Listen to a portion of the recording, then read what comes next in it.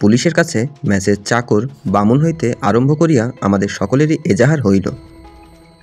যে যাহা জানি বলিলাম, কিন্তু কাহারও জবানবন্দিতে এমন কিছু প্রকাশ পাইল না যাহাতে অশ্বিনীবাবুর মৃত্যুর কারণ অনুমান করা যাইতে পারে।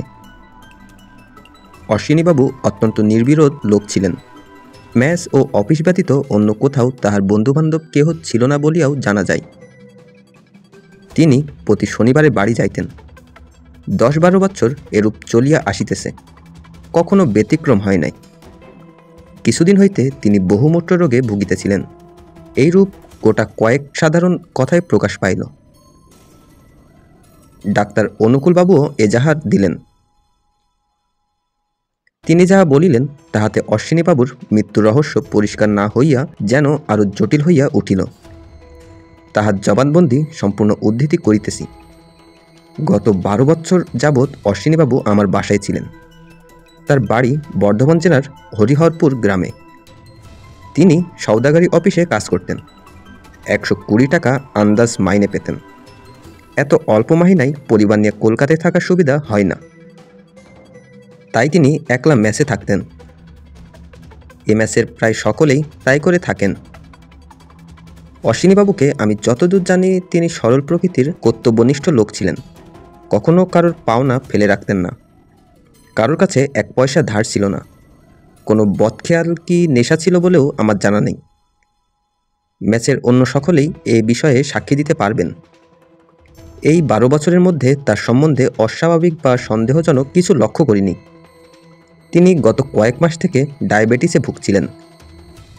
আমারই চিকিৎসাধীন ছিলেন, কিন্তু তার মানসিক রোগের কোনো লক্ষণ ইতিপূর্বে চোখে পড়েনি। কাল হঠাৎ তার চালচলনে একটা অপ্রতিজ্ঞস্থ ভাব প্রথম লক্ষ্য করিলাম। কাল বেলা প্রায় 10:45টার সময় আমি আমার ডাক্তারখানায় বসেছিলাম। হঠাৎ অশ্বিনীবাবু এসে বললেন, ডাক্তারবাবু, আপনার সঙ্গে আমার একটা গোপনীয় কথা আছে। একটু আশ্চর্য হয়ে তার মুখের দিকে চেয়ে দেখলুম। তাকে অত্যন্ত বিচলিত মনে হলো। জিজ্ঞাসা করিলাম, কি কথা?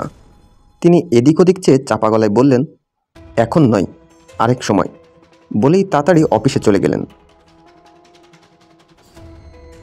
সন্ধ্যার পর আমি, অজিতবাবু আর অতুলবাবু আমার ঘরে বসে গল্প করছিলাম। হঠাৎ অজিতবাবু দেখতে পেলেন দরজার পাশে দাঁড়িয়ে অশ্বিনীবাবু আমাদের কথা শুনছেন। তাকে ডাকতেই তিনি কোন গতিকে একটা কৈফিয়ত দিয়ে তাড়াতাড়ি চলে গেলেন। আমরা সবাই অবাক হয়ে রইলুম। ভাবলুম, কি হলো অশ্বিনীবাবুর? তারপর রাত্রি 10টার সময় তিনি চোরের মতো চুপি চুপি আমার কাছে এসে উপস্থিত হলেন। মুখ দেখেই বুঝলুম তার মানসিক অবস্থা ভালো নয়। দরজা বন্ধ করে দিয়ে তিনি আবোল তাবোল নানা রকম বলতে লাগলেন। কখনো বললেন ঘুমিয়ে ঘুমিয়ে ভীষণ বিভীষিকাময় স্বপ্ন দেখছেন। কখনো বলেন একটা ভয়ানক গুপ্ত রহস্য জানতে পেরেছেন। আমি তাকে ঠান্ডা করিবার চেষ্টা করলুম, কিন্তু তিনি ঝোঁকের মাথায় বলেই চললেন। শেষে আমি তাকে এক পুরিয়া ঘুমের ওষুধ দিয়ে বললুম, আজ রাত্রে শুয়ে পড়ুন গিয়ে, কাল সকালে আপনার কথা শুনব। তিনি ওষুধ নিয়ে উপরে চলে গেলেন। সেই তার সঙ্গে আমার শেষ দেখা। তারপর আজ সকালে এই কাণ্ড। তার ভাবগতিক দেখে তার মানসিক প্রকৃষ্ট সম্বন্ধে আমার সন্দেহ হয়েছিল বটে, কিন্তু তিনি যে এই ক্ষণিক উত্তেজনার বশে আত্মঘাতী হবেন তা আমি কল্পনাও করতে পারিনি। অনুকূলবাবু নীরব হইলে দারোগা জিজ্ঞেস করিলেন, আপনি মনে করেন এই আত্মহত্যা? অনুকূলবাবু বলিলেন, তাছাড়া আর কি হতে পারে। তবে অতুলবাবু বলিলেন, এ আত্মহত্যা নয়, অন্য কিছু। এই বিষয়ে তিনি হয়তো বেশি জানেন, অতএব তিনিই বলতে পারবেন। দারোগা অতুলের দিকে ফিরিয়া কহিলেন, আপনি না অতুলবাবু? এটা যে আত্মহত্যা নয় তা মনে করবার কোনো কারণ আছে? আছে। নিজের হাতে মানুষ অমন ভয়ানকভাবে নিজের গলা কাটতে পারে না। আপনি লাশ দেখেছেন, ভেবে দেখুন, এ অসম্ভব। দারোগা কিয়ৎকাল চিন্তা করিয়া বলিলেন, হত্যাকারী কে? আপনার কোনো সন্দেহ হয় কি? না। হত্যার কারণ কিছু অনুমান করতে পারেন কি? অতুল রাস্তার দিকে জানালাটা নির্দেশ করিয়া বলিলেন, ওই জানালাটা হত্যার কারণ। দারোগা সচকিত হইয়া বলিলেন, জানালা হত্যার কারণ? আপনি বলতে চান হত্যাকারী ওই জানালা দিয়ে ঘরে ঢুকেছিল? না, হত্যাকারী দরজা দিয়েই ঘরে ঢুকেছিল। দারোগা মৃদু হাসিয়া বলিলেন, আপনার বোধহয় স্মরণ নেই যে দরজা ভেতর থেকেই বন্ধ ছিল। স্মরণ আছে। দারোগা ঈষৎ পরিহাসের স্বরে বলিলেন, তবে কি অশ্বিনীবাবু আহত হবার পর দরজা বন্ধ করে দিয়েছিলেন? না, হত্যাকারী অশ্বিনীবাবুকে হত্যা করার পর বাইরে থেকে দরজা বন্ধ করে দিয়েছিল। সে কি করে হতে পারে? অতুল মুখ টিপিয়া হাসিয়া বলিল, খুব সহজে একটু ভেবে দেখলেই বুঝতে পারবেন। অনুকূলবাবু এতক্ষণ দরজার দিকে তাকিয়েই ছিলেন। তিনি বলে উঠিলেন, ঠিক তো, ঠিক তো, দরজা সহজেই বাইরে থেকে বন্ধ করা যায়। এতক্ষণ আমাদের মাথাতেই ঢোকেনি। দেখছেন না দরজা যে ইয়ার লক লাগানো। দারোগা প্রবীণ লোক। তিনি গালে হাত দিয়ে ভাবিতে লাগিলেন, সে ঠিক, কিন্তু একটা জায়গায় খটকা লাগছে। অশ্বিনীবাবু যে রাত্রে দরজা খুলে শুয়েছিলেন তার কি কোনো প্রমাণ আছে? অতুল বলিল, না, বরং তার উল্টো প্রমাণই আছে। আমি জানি তিনি দরজা বন্ধ করে শুয়েছিলেন। আমি বললাম, আমিও জানি, কিন্তু তাকে দরজা বন্ধ করতে শুনেছি। দারোগা বলিলেন, তবে অশ্বিনীবাবু রাত্রে উঠে হত্যাকারীকে দরজা খুলে দিয়েছিলেন, এ অনুমানও তো সম্ভব বলে মনে হয় না। অতুল বলিল, না, কিন্তু আপনার বোধহয় স্মরণ নেই যে অশ্বিনীবাবু গত কয়েক মাস থেকে একটা রোগে ভুগছিলেন। রোগে ভুগছিলেন? ও, ঠিক বলেছেন, ঠিক বলেছেন অতুলবাবু। ও কথাটা আমার খেয়ালই ছিল না। দারোগা একটু মুরব্বিয়ানাভাবে বলিলেন, আপনি দেখছি বেশ ইন্টেলিজেন্স লোক। পুলিশে ঢুকে পড়ুন না, এ পথে আপনি উন্নতি করতে পারবেন। কিন্তু এদিকে ব্যাপার ক্রমেই ঘোরালো হয়ে উঠছে। যদি সত্যি এটা হত্যাকাণ্ড হয় তাহলে হত্যাকারী যে ভয়ানক হুঁশিয়ার লোক তাতে সন্দেহ নেই। কারোর ওপর আপনাদের সন্দেহ হয়? বলিয়া উপস্থিত সকলের মুখের দিকে চাহিলেন। সকলেই নীরবে মাথা নাড়িলেন। অনুকূলবাবু বলিলেন, দেখুন, এ পাড়ায় প্রায় একটা দুটো খুন হয়। এ খবর অবশ্য আপনার কাছে নূতন নয়। পরশুদিনই আমাদের বাসার প্রায় সামনে একটা খুন হয়ে গেছে।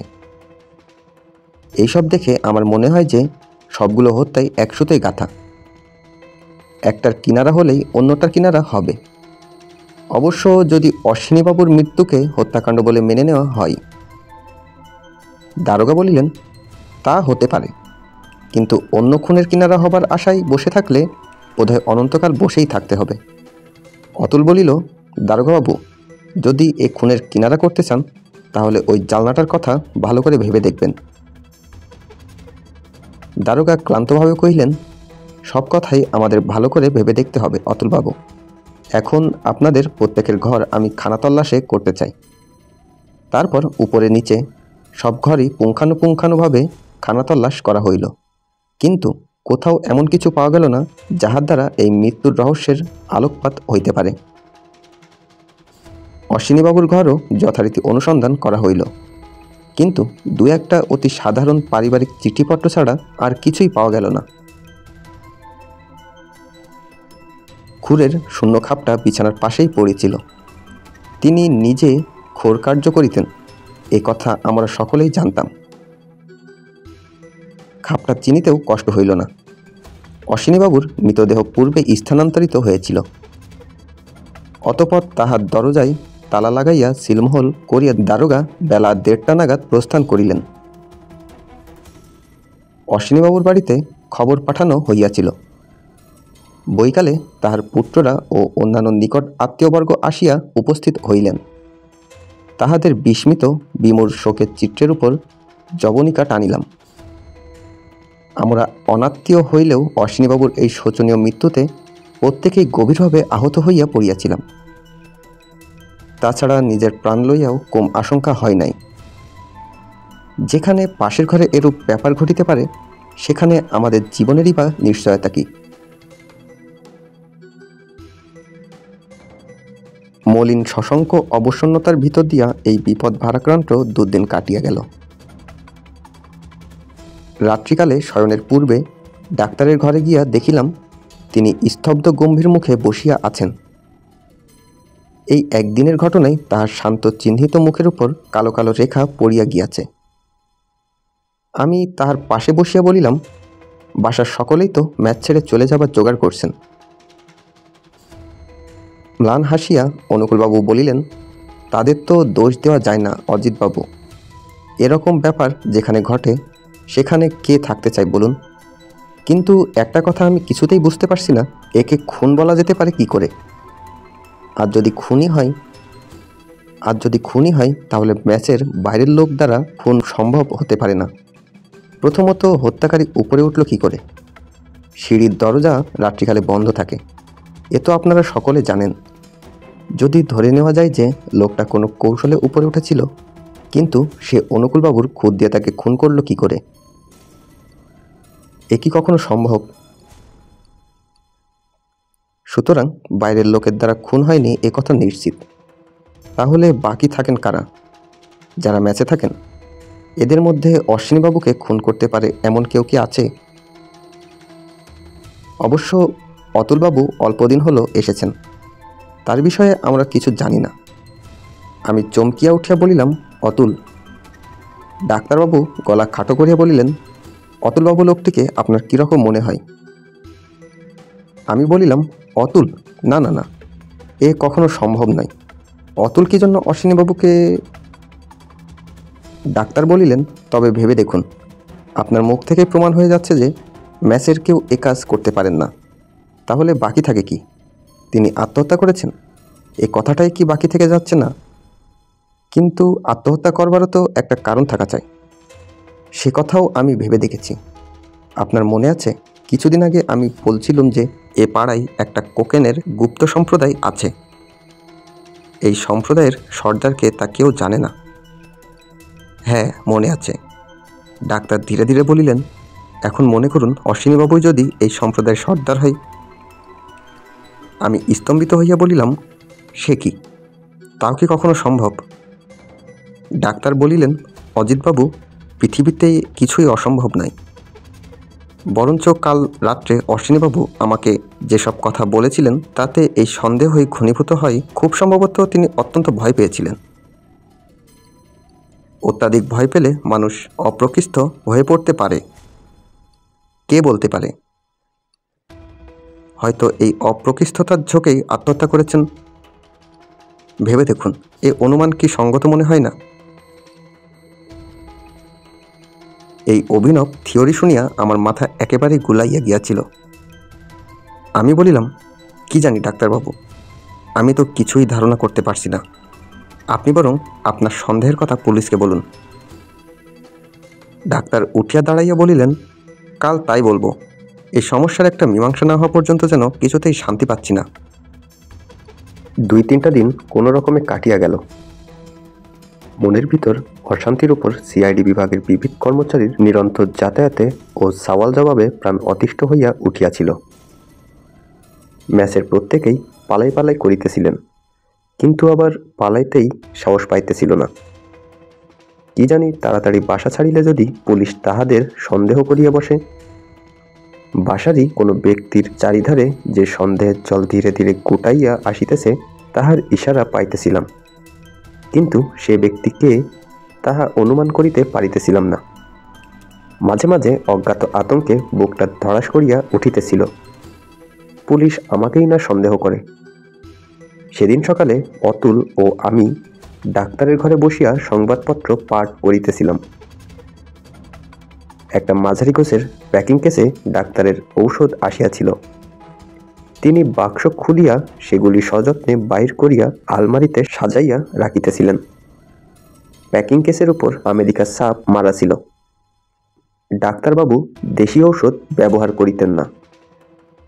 দরকার হইলেই আমেরিকা কিংবা জার্মানি হইতে ঔষধ আনাইয়া লইতেন। প্রায় মাসে মাসে তাহার এক বাক্স করিয়া ঔষধ আসিত। অতুল খবরের কাগজের অর্ধাংশটা নামাইয়া রাখিয়া বলিল, ডাক্তারবাবু, আপনি বিদেশ থেকে ওষুধ আনান কেন? দেশি ওষুধ কি ভালো হয় না? অতুল একটা বড় সুগার অফ মিল্কের শিশি তুলিয়া লইয়া তাহার গায়ে লেখা বিখ্যাত বিক্রেতার নাম দেখিয়া বলিল, এরিক অ্যান্ড হ্যাবেল। এরাই বুঝি সবচেয়ে ভালো ঔষধ তৈরি করে? হ্যাঁ। আচ্ছা, হোমিওপ্যাথিতে কি সত্যি সত্যি রোগ সারে? আমার তো বিশ্বাস হয় না। এক ফোঁটা জল খেলে আবার রোগ সারবে কি করে? ডাক্তার মৃদু হাসিয়া বলিলেন, এত লোক যে ওষুধ নিতে আসে তারা কি ছেলে খেলা করে? অতুল বলিল, হয়তো রোগ আপনা আপনি সারে। তারা ভাবে ওষুধের গুণাগুণে সারল। বিশ্বাসেও অনেক সময় কাজ হয় কিনা। ডাক্তার শুধু একটু হাসিলেন, কিছু বলিলেন না।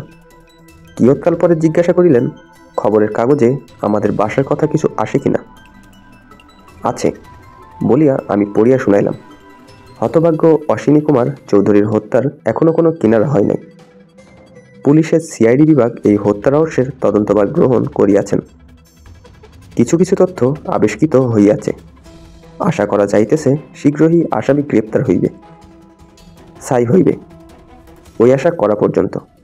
ডাক্তারবাবু মুখ ফিরাইয়া বলিয়া উঠিলেন, এ কি দারোগাবাবু? দারোগা ঘরে প্রবেশ করিলেন, সঙ্গে দুইজন কনস্টেবল।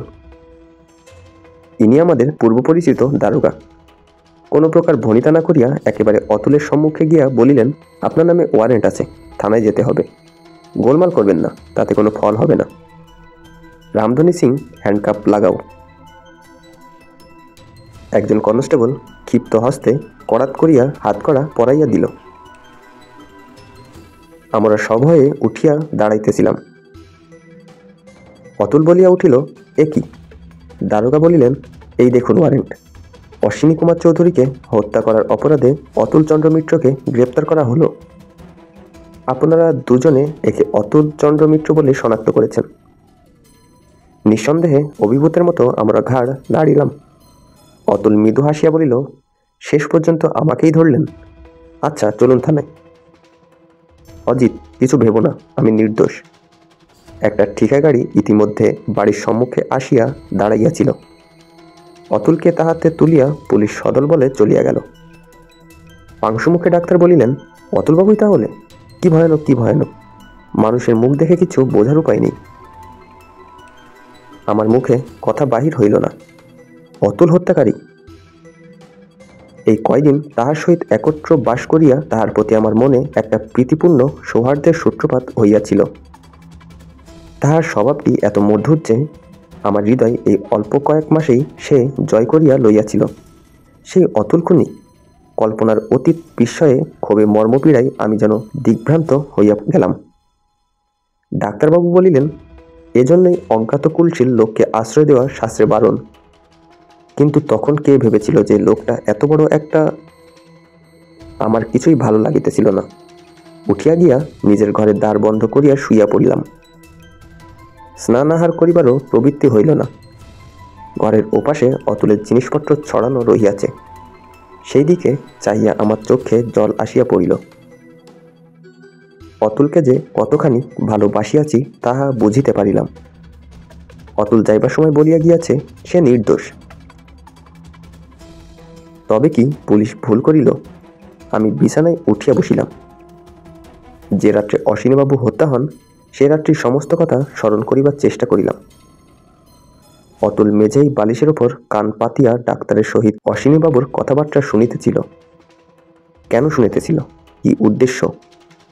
তারপর রাত্রি 11টার সময় আমি ঘুমাইয়া পড়িলাম। একেবারে সকালে ঘুম ভাঙিল। ইতিমধ্যে অতুল যদি... কিন্তু অতুল গোড়া হইতেই বলিতেছে এ খুন, আত্মহত্যা নয়। সে স্বয়ং হত্যাকারী। সে কি এমন কথা বলিয়া নিজের গলায় ফাঁসি পরাইবার চেষ্টা করিবে? কিংবা এমনও তো হইতে পারে যে নিজের উপর হইতে সন্দেহ ঝাড়িয়া ফেলিবার উদ্দেশ্যেই অতুল এ কথা বলিতেছে, যাহাতে পুলিশ ভাবে যে অতুল যখন এত জোর দিয়া বলিতেছে এ হত্যা, তখন সে কখনোই হত্যাকারী নহে। এইরূপ নানা চিন্তায় উদ্ভ্রান্ত উৎপীড়িত মন লইয়া আমি বিছানায় পড়িয়া ছটফট করিতে লাগিলাম। কখনো উঠিয়া ঘরে পায়চারি করিতে লাগিলাম। এমনই করিয়া দ্বিপ্রহর অতীত হইয়া গেল। বেলা 3টা বাজিল। হঠাৎ মনে হইল কোনো উকিলের কাছে গিয়ে পরামর্শ লইয়া আসি। এরূপ অবস্থায় পড়িলে কি করা উচিত কিছুই জানা ছিল না। উকিলও কাহাকে চিনি না। যাহা হোক, একটা উকিল খুঁজিয়া বাহির করা দুষ্কর হইবে না বুঝিয়া একটা জামা গলাইয়া লইয়া তাড়াতাড়ি বাহির হইবার উপক্রম করিতেছি। এমন সময় দরজায় ধাক্কা পড়িল। দ্বার খুলিয়া দেখি সম্মুখেই অতুল। হ্যাঁ, অতুল বলিয়া আমি আনন্দে তাহাকে প্রায় জড়াইয়া ধরিলাম। সে দোষী কি নির্দোষ এ আন্দোলন মন হইতে একেবারে মুছিয়া গেল। রুক্ষ মাথা, শুষ্ক মুখ, অতুল হাসিয়া বলিল, হ্যাঁ ভাই, আমি বড্ড ভুগিয়েছে। অনেক কষ্টে জামিন পাওয়া গেল, তাই ছাড়া পেলুম, নইলে আজ হাজতবাস করিতে হইত। তুমি চলেছ কোথায়? একটু অপ্রতিভভাবে বলিলেন, উকিলের বাড়ি। অতুল সস্নেহে আমার একটা হাত চাপিয়া দিয়া বলিল, আমার জন্য? তার আর দরকার নেই ভাই, আপাতত কিছুদিনের জন্য ছাড়ান পাওয়া গেছে। আমি দ্বিধা ঠেলিয়া বলিবার চেষ্টা করিলাম, অতুল, তুমি তুমি আমি কি অশ্বিনীবাবুকে খুন করেছি কিনা? অতুল মৃদুকণ্ঠে হাসিল, সে আলোচনা পরে হবে, এখন কিছু খাওয়া দরকার, মাথাটা ধরেছে দেখছি। যাই হোক, স্নান করলেই সেরে যাবে বোধ হয়। ডাক্তারবাবু প্রবেশ করিলেন। তাহাকে দেখিয়া অতুল বলিল, অনুকূলবাবু। ঘষা দোয়ানির মতো আবার আমি ফিরে এলুম। ইংরেজিতে একটা কথা আছে না, ব্যাড পেনি।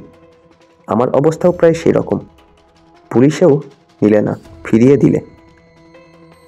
ডাক্তার একটু গম্ভীরভাবে বলিলেন, অতুলবাবু, আপনি ফিরে এসেছেন খুব সুখের বিষয়। আশা করি পুলিশ আপনাকে নির্দোষ বুঝেই ছেড়ে দিয়েছে। কিন্তু আমার এখানে আর আপনার জায়গা হবে না। বুঝতেই তো পারছেন, 5 জনকে নিয়ে ম্যাচ। এমনিতেই সকলেই পালাই পালাই করিতেছে, তার উপর যদি আবার। আপনি কিছু মনে করবেন না, আপনার প্রতি আমার কোনো বিদ্বেষ নেই, কিন্তু। অতুল বলিল, না না, সে কি কথা, আমি এখন দাগী আসামি। আমাকে আশ্রয় দিয়ে আপনারা বিপদে পড়বেন কেন? বলা তো যায় না, পুলিশ হয়তো শেষে আপনাকেও অ্যাবেডিং চার্জে ফেলবে। তা আজই কি চলে যেতে বলছেন? ডাক্তার একটু চুপ করিয়া থাকিয়া অনিচ্ছা ভরে বলিলেন, না, আজ রাতটা থাকুন, কিন্তু কাল সকালেই চলে যাবেন। অতুল বলিল, নিশ্চয়ই, কাল আর আপনাদের বিব্রত করব না। যেখানে হোক একটা আস্তানা খুঁজে নেব, শেষ পর্যন্ত ওড়িয়া হোটেল তো আছেই, বলিয়া হাসিল। ডাক্তার তখন থানায় কি হইল জিজ্ঞাসা করিলেন। অতুল ভাষা ভাষা জবাব দিয়া স্নান করিতে চলিয়া গেল। ডাক্তার আমাকে বলিলেন, অতুলবাবু মনে মনে ক্ষুণ্ণ হলেন বুঝতে পারছি, কিন্তু উপায় কি বলুন? একে তো ম্যাচের বদনাম হয়ে গেছে, তার উপর যদি পুলিশের গ্রেপ্তারি আসামি রাখি, সেটা কি নিরাপদ হবে আপনিই বলুন?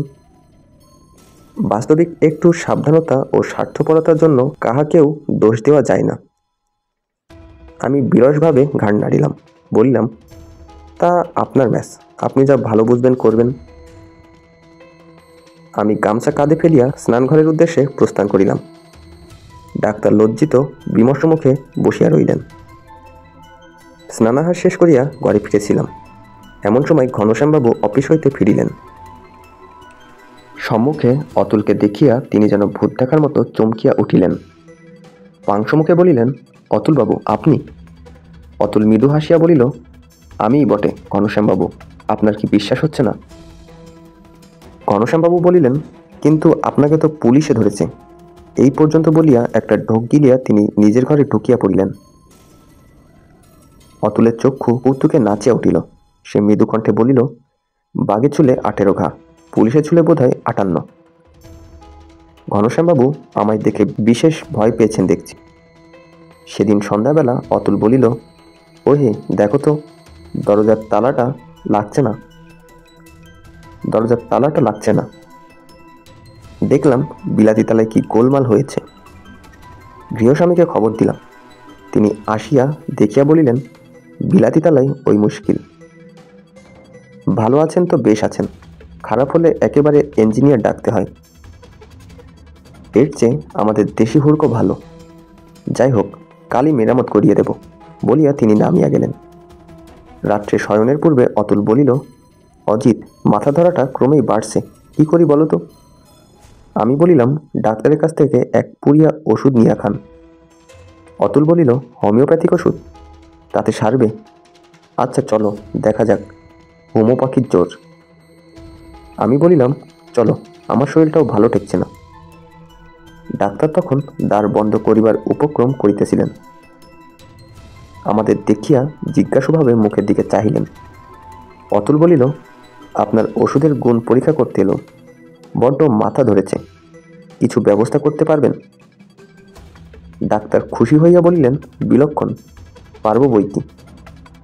পিত্তি পড়ে মাথা ধরেছে, বসুন, এখনই ওষুধ দিচ্ছি বলিয়া আলমারি হইতে নতুন ঔষধ পুড়িয়া করিয়া আনিয়া দিলেন।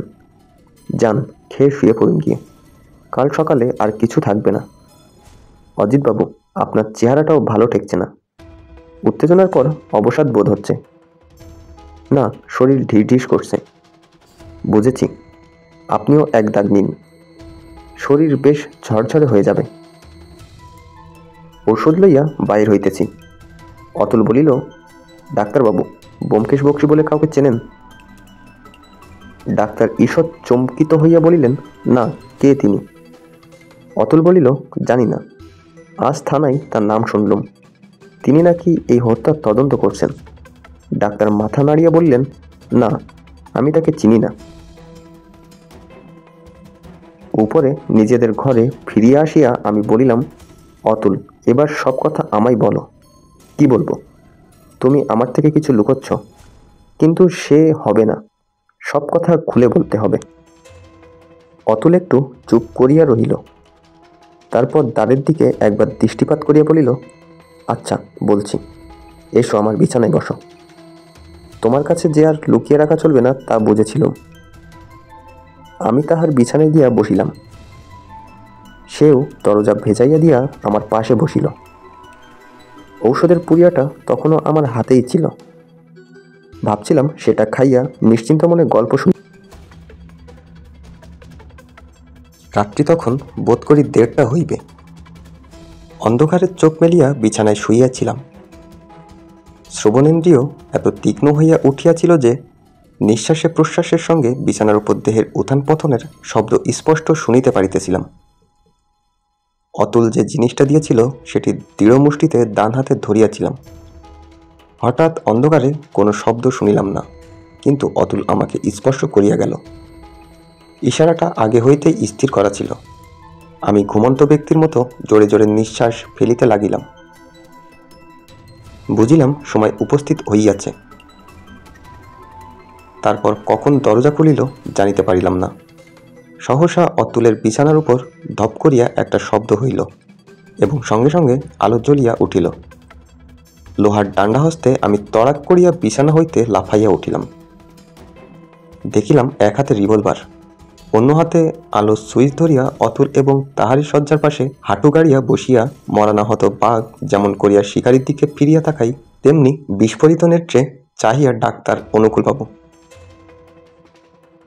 অতুল বলিল, বড়ই দুঃখের বিষয় ডাক্তারবাবু, আপনার মতো পাকা লোক শেষকালে পাশবালিশ খুন করলে।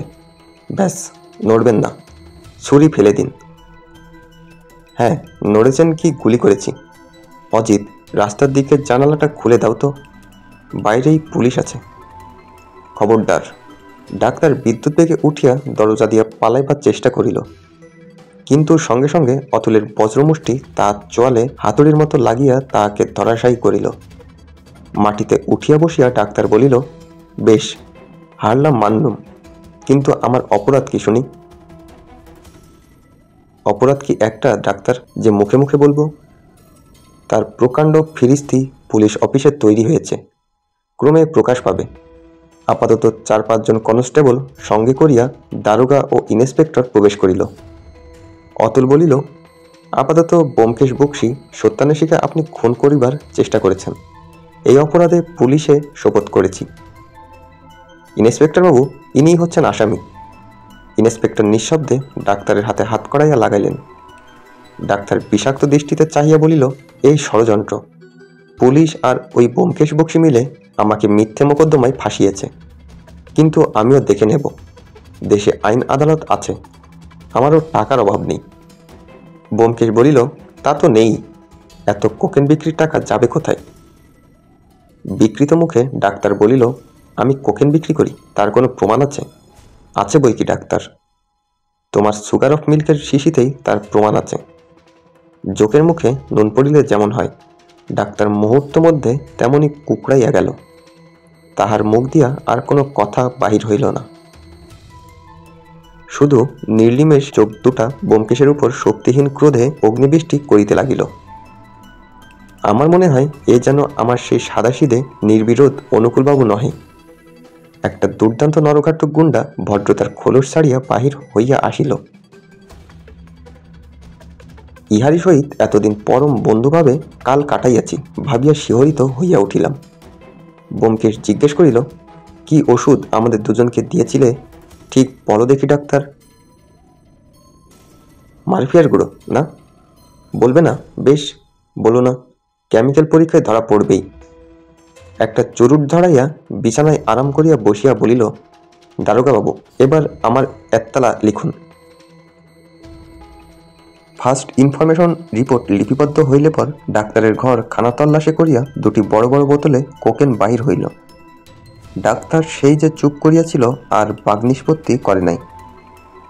অতঃপর তাহাকে বমাল সমেত থানায় রওনা করিয়া দিতে ভোর হইয়া গেল। তাহাদের চালান করিয়া দিয়া ব্যোমকেশ বলিল, এখানে তো সব লণ্ডভণ্ড হয়ে গেছে, চলো আমার বাসায়, সেখানে গিয়ে চা খাওয়া যাবে। হ্যারিসন রোডের একটা বাড়ির তেতলায় উপস্থিত হইয়া দেখিলাম দ্বারের পাশে পিতলের ফলকে লেখা আছে, শ্রী ব্যোমকেশ বক্সী, সত্যান্বেষী। ব্যোমকেশ বলিলেন, স্বাগতম মশাই, দিনের কুটিরে পদার্পণ করুন। জিজ্ঞাসা করিলাম, সত্যান্বেষীটা কি? ওটা আমার পরিচয়। ডিটেকটিভ কথাটা শুনতে ভালো লাগে না, গোয়েন্দা শব্দটা আরও খারাপ, তাই নিজের খেতাব দিয়েছি সত্যান্বেষী, ঠিক হয়নি? সমস্ত তেতলাটা ব্যোমকেশের কুটি 4-5 ঘর আছে, বেশ পরিষ্কার পরিচ্ছন্ন। জিজ্ঞাসা করিলাম, একলাই থাকো বুঝি? হ্যাঁ, সঙ্গী কেবল বৃত্ত পুটিরাম। আমি একটা নিঃশ্বাস ফেলিয়া বলিলাম, বাসাটি দিব্যি। কতদিন এখানে আছো? প্রায় বছরখানেক। মাঝে কেবল কয়েকদিনের জন্য তোমাদের বাসায় স্থান পরিবর্তন করেছিলাম। বৃত্ত পুটিরাম তাড়াতাড়ি স্টোভ জ্বালিয়া চা তৈয়ার করিয়া আনিল। গরম পেয়ালাই চুমুক দিয়া ব্যোমকেশ বলিল, আহ, তোমাদের ম্যাচের ছদ্মবেশে কদিন মন্দ কাটল না। ডাক্তার কিন্তু শেষের দিকে ধরে ফেলেছিল, দোষ অবশ্য আমারই। কিরকম? পুলিশের কাছে জালনার কথাটা বলেই ধরা পড়ে গেলুম, বুঝতে পারছো না? ওই জালনা দিয়েই অশ্বিনীবাবু। না না, গোড়া থেকে বলো। চায়ে আরেক চুমুক দিয়া ব্যোমকেশ বলিল, আচ্ছা তাই বলছি। কতক তো কাল রাত্রেই শুনেছ, বাকিটা শোনো। তোমাদের পাড়ায় যে মাসের পর মাস ক্রমাগত খুন হয়ে চলেছিল তা দেখে পুলিশের কর্তৃপক্ষ বেশ বিব্রত হইয়া উঠিয়াছিল। একদিকে বেঙ্গল গভর্নমেন্ট, অন্যদিকে খবরের কাগজওয়ালারা পুলিশকে ভিতরে বাইরে খোঁচা দিয়ে আরও অতিষ্ঠ করিয়া তুলেছিল। এই রকম যখন অবস্থা, তখন আমি গিয়ে পুলিশের বড় সাহেবের সঙ্গে দেখা করলুম। বললুম, আমি একজন বেসরকারি ডিটেকটিভ, আমার বিশ্বাস আমি এই সব খুনের কিনারা করতে পারবো। অনেক কথাবার্তার পর কমিশনার সাহেব আমাকে অনুমতি দিলেন। শর্ত হলো, তিনি আর আমি ছাড়া এই কথা আর কেউ জানবে না। তারপর তোমাদের বাসায় গিয়ে জুটলুম। কোনো অনুসন্ধান চালাতে গেলে অবস্থানের কাছেই বেজ অফ অপারেশনস থাকা দরকার, তাই তোমাদের মেসটা বেছে নিলুম। তখন কে জানতো যে বিপক্ষ দলেরও বেজ অফ অপারেশনস ওই একই জায়গায়। ডাক্তারকে গোড়া থেকেই বড্ড বেশি ভালো মানুষ বলে মনে হয়েছিল, এবং কোকেনের ব্যবসা চালাতে গেলে হোমিওপ্যাথ ডাক্তার সেজে বসা যে খুব সুবিধাজনক সে কথাও মনের মধ্যে উকিঝুঁকি মারছিল। কিন্তু ডাক্তারি যে নাটের গুরু এই সন্দেহ তখনও হয়নি। ডাক্তারকে প্রথম সন্দেহ হলো অশ্বিনী কুমার মারা যাবার আগের দিন। মনে আছে বোধহয়, সেদিন রাস্তার উপর একজন ভাটিয়ার লাশ পাওয়া গিয়াছিল। ডাক্তার যখন শুনল যে তার ট্যাগের গেজ থেকে 1000 টাকার নোট পেরিয়েছে, তখন তার মুখে মুহূর্তের জন্য এমন একটা ব্যর্থ লোভের ছবি ফুটে উঠল যে তা দেখেই আমার সমস্ত সন্দেহ ডাক্তারের উপর গিয়ে পড়ল। তারপর সন্ধ্যাবেলায় অশ্বিনীবাবুর আড়ি পেতে কথা শোনার ঘটনা। আসলে অশ্বিনীবাবু আমাদের কথা শুনতে আসেনি, তিনি এসেছিলেন ডাক্তারের সঙ্গে কথা কইতে। কিন্তু আমরা রয়েছি দেখে তাড়াতাড়ি যা হয় একটা কৈফিয়ত দিয়ে চলে গেলেন। অশ্বিনীবাবুর ব্যবহারে আমার মনে আবার ধোঁকা লাগলো। মনে হলো হয়তো তিনিই আসল আসামি। রাত্রিরে মেজে কান পেতে যা শুনলুম তাতেও ব্যাপারটা স্পষ্ট হলো না। শুধু এইটুকু বুঝলুম যে তিনি ভয়ঙ্কর একটা কিছু দেখেছেন। তারপর সে রাত্রে যখন তিনি খুন হলেন তখন আর কোনো কথাই বুঝতে বাকি রইল না। ডাক্তার যখন সেই ভাটিয়াকেই রাস্তার ওপর খুন করে, দৈবক্রমে অশ্বিনীবাবু নিজের জানালা থেকে সে দৃশ্য দেখে ফেলেছিলেন, আর সেই কথাই তিনি গোপনে ডাক্তারকে বলতে গিয়েছিলেন। এখন ব্যাপারটা বেশ বুঝতে পারছো। ডাক্তার কোকেনের ব্যবসা করত, কিন্তু কাউকে জানতে দিত না যে সে এই কাজের সর্দার। যদি কেউ দৈবাত জানতে পেরে যেত, তাকে তৎক্ষণাৎ খুন করত। এইভাবে সে এতদিন নিজেকে বাঁচিয়ে এসেছে। ওই ভাটিয়াটা সম্ভবত ডাক্তারের দালাল ছিল, হয়তো তারই মারফত বাজারে কোকেন সরবরাহ হতো। এটা আমার অনুমান, ঠিক নাও হতে পারে। সেদিন রাত্রে সে ডাক্তারের কাছে এসেছিল। কোনো কারণে তাদের মধ্যে মনোমালিন্য হয়। হয়তো লোকটা ডাক্তারকে ব্ল্যাকমেল করবার চেষ্টা করে, পুলিশের ভয় দেখায়। তারপরেই যেই সে বাড়ি থেকে বেরিয়েছে, অমনি ডাক্তারও পিছন পিছন গিয়ে তাকে শেষ করে দেয়। অশ্বিনীবাবু নিজের জানলা থেকে এই দৃশ্য দেখতে পেলেন এবং ঘোর নির্বুদ্ধিতার বসে সে কথা ডাক্তারকেই বলতে গেলেন। তার কি উদ্দেশ্য ছিল জানি না, তিনি ডাক্তারের কাছে উপকৃত ছিলেন, তাই হয়তো তাকে সাবধান করে দিতে চেয়েছিলেন। ফল হলো কিন্তু ঠিক তার উল্টো। ডাক্তারের চোখে তার আর বেঁচে থাকার অধিকার রইল না। সেই রাত্রে কোনো এক সময় যখন তিনি ঘর থেকে বেরোবার উপক্রম করলেন, অমনি সাক্ষাৎ যম তার সামনে এসে দাঁড়ালো। আমাকে ডাক্তার গোড়ায় সন্দেহ করেছিল কিনা বলতে পারি না, কিন্তু যখন আমি পুলিশকে বললুম যে ওই জানলাটাই অশ্বিনী কুমারের মৃত্যুর কারণ, তখন সে বুঝেছিল যে আমি কিছু কিছু আন্দাজ করেছি। সুতরাং আমারও ইহলোক ত্যাগ করিবার খাঁটি অধিকার জন্মালো। কিন্তু ইহলোক ত্যাগ করবার জন্য আমি একেবারে ব্যগ্র ছিলুম না, তাই অত্যন্ত সাবধানে দিন কাটাতে লাগলুম। তারপর পুলিশ এক মস্ত বোকামি করে বসল, আমাকে গ্রেপ্তার করল। যাই হোক, কমিশনার সাহেব এসে আমাকে খালাস করলেন। আমি আবার মেসে ফিরে এলুম। ডাক্তার তখন স্থির বুঝল যে আমি গোয়েন্দা, কিন্তু সে ভাব গোপন করে আমাকে রাত্রির জন্য মেসে থাকতে দিয়ে ভারী উদারতা দেখিয়ে দিল। উদারতার আড়ালে একটিমাত্র উদ্দেশ্য ছিল, কোনো রকমে আমাকে খুন করা। কারণ তার বিষয়ে আমি যত কথা জানতাম এত আর কেউ জানত না। ডাক্তারের বিরুদ্ধে তখন পর্যন্ত কিন্তু সত্যিকারের কোনো প্রমাণ ছিল না। অবশ্য তার ঘর খানাতল্লাশি করে কোকেন বার করে তাকে জেলে দেওয়া যেতে পারত, কিন্তু সে যে একটা নিষ্ঠুর খুনি একথা কখনো আদালতে প্রমাণ হতো না। তাই আমিও তাকে প্রলোভন দেখাতে শুরু করলুম। দরজার তালাই পেরেক ফেলে দিয়ে আমি সেটাকে খারাপ বলে দিলুম।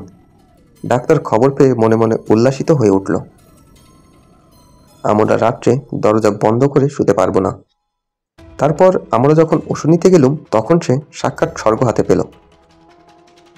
আমাদের দুজনকে দুপুরিয়া গুঁড়ো মরফিয়া দিয়ে ভাবল যে আমরা তাই খেয়ে এমন ঘুমাবো যে সে নিদ্রা মহানিদ্রায় পরিণত হলেও জানতে পারবো না।